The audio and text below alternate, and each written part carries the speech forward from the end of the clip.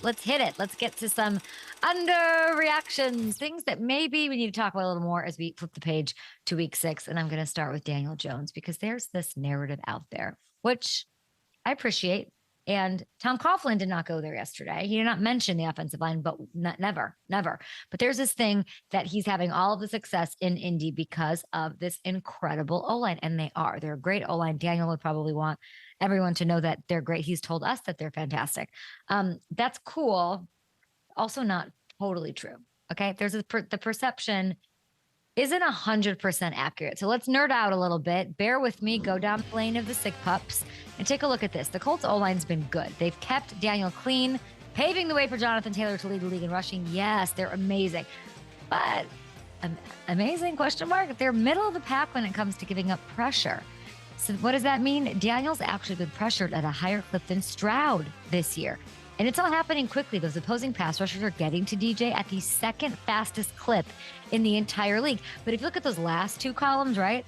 Even with all that smoke he's facing, all this pressure I'm talking about, and quick pressure, Daniel's only been sacked 4 times. That is the fewest in the league. And he's second to only Matthew Stafford in passer rating under pressure. So you're saying, okay, what does it mean? What does it mean? It means that Daniel actually deserves a lot more of this credit when it comes to him being the least sacked quarterback in the NFL and thriving this year. He's getting the ball out. He's using his legs to escape, his athleticism. He's thrived in those moments where things inevitably hit the fan. So we, of course, give credit to Steichen. We give credit to a deep, wonderful group of receivers, to a very unselfish group, I think, altogether. But this, what I just showed you, we cannot deny that that completely flies in the face of everything that the lazy narrative writers, I'm among them sometimes, try to say, which is that it's the O-line. It's the O-line.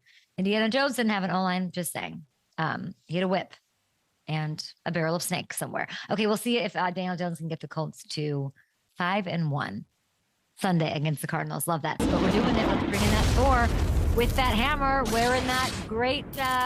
I spent time with the Colts yesterday. Love the Colts. We had Shaquille Leonard on the show yesterday. They're 4-1.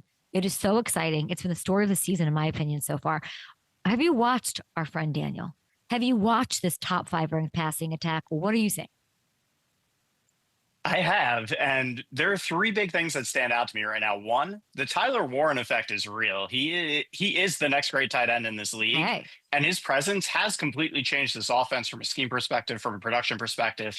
2, Shane Steichen is a great play caller. And 3, most importantly, Daniel Jones' ability to handle pressure has really been outstanding. Let's get into it, and I'll start with the Warren and Steichen side of this all. You're going to see here a 3rd and 4 against the Raiders. And this is just Steichen knowing what he's going to get. And certainly that little stupid short motion from Michael Pittman at the top of the screen just totally changes what the Raiders are going to do in coverage. You see Jeremy Chin pointing to the corner. So now instead of having Jeremy Chin head up, Jeremy is a big physical safety that can run. Instead of having him head up on Tyler Warren, now he's going to the flat to Michael Pittman.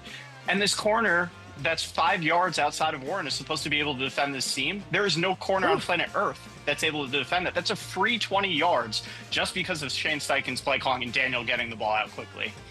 And here's the Daniel Jones effect. 4 verticals here, Warren and Pittman at the top of the screen. And there's a breakdown in protection. Kobe Turner is on a dead sprint at Daniel Jones, and he's not even at the top of his drop yet.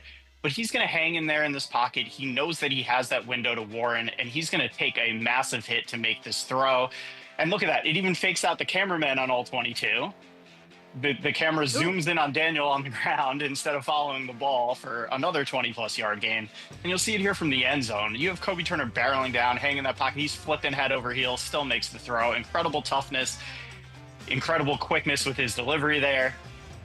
And then more play, and then this is where it kind of all comes together. You're going to see it's a waggle play here. They're selling bootleg to the left. They're making it look like flood.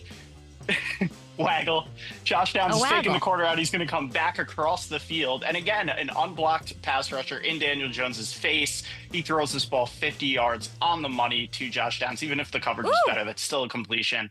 And that's where you see it. It's all coming. Perfect play call, great execution from Downs and Daniel with his toughness and accuracy. It is a really fun thing to watch, and it is sustainable. This is going to continue. The Colts are for real. Are they going to pressure him this week? They're going to try. That Jonathan Gannon's going to try. but it hasn't phased Daniel yet. Yeah, I want to see them do it a lot so he can crush it.